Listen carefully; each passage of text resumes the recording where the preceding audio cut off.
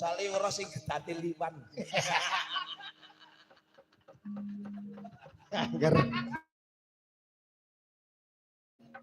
Ora. Sinden gegeruk tuden terus. Maruk tumbuh. Ayo saiki sing tenanan. Ku tak ora rampung-rampung nggih. Kuliah dong jauh ayo le. Sik dhisik. Iki napa dawuh Angger Prabu Duryudana? Malah kereng kok. Kowe supaya tutwuri tindake Angger Prabu Duryudana. Awit wurung tan wurung Prabu Duryudana dawuh dening Kang Prabu utawa Angger Prabu Baladewa supaya mboyong wanudya ingkang mapan ana negara Dwarawati ning durung berhasil. Lho kok dereng berhasil pripun? Tegese gurung entuk gawe ngono lho. Lah banjur aku didhawuhi supaya budhalke kowe kabeh tutwuri tindake Angger Prabu Baladewa mbok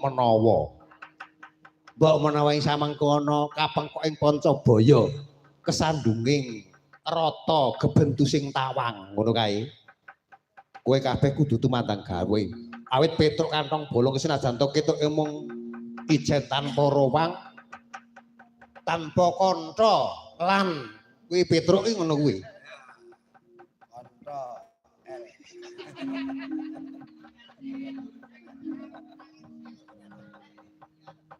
Petruk ketoke ijen tanpa rowang tanpa kanca L. Lan L ki lan. sing padha prantung ati-ati siaga gegaman pirantining perang. Wong ana samengko ana Pancabaya ingkang bakal nempuh marang Angger Prabu Baladewa kowe sumadya aja nganti mindhon gawe niki. Sedika. Dursasana wonten paring dawuh. Rasa bengak-bengok sone Kang Pantoke wis apik ora sampe bengak.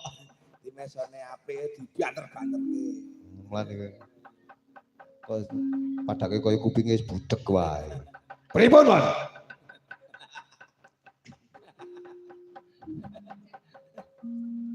Pripun, Mas?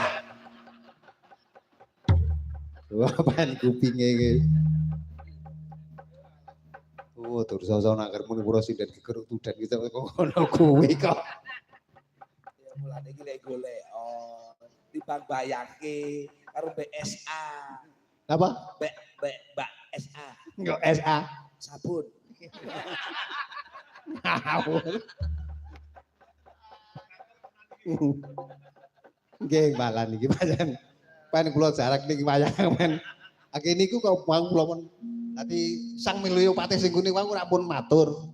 Wayangan ngeten niku nek digawe sing nglenyit ngono malah ora porem.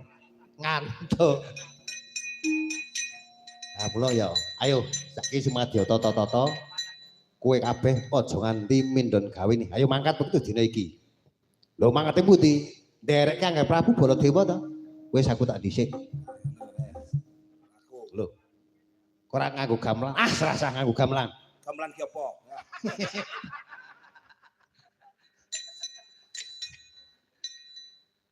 Nek awak dhewe teko melu budal ngono. Wis anut paman sengkuni kuwi nek sengkune nganggo gamelan ora. Oh iya, oke. Oke. Sengkune aja nggo gamelan. Kewangkong wae. Wah, pancen ora genah kok. Elah tume paman sengkune ora nganggo gamelan aku ya nusul ora sanggup gamelan. Ngene wae. Iya gone turu. Ayo iki enake ya gone turu, jalange kon karaoke. Ayo le, gamelan ya. Ya ora wangun kok. Ah, wis pokoke. Ayo ora wilah ora apa-apa.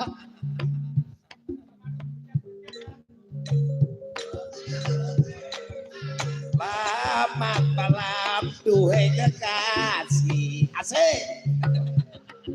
Oke.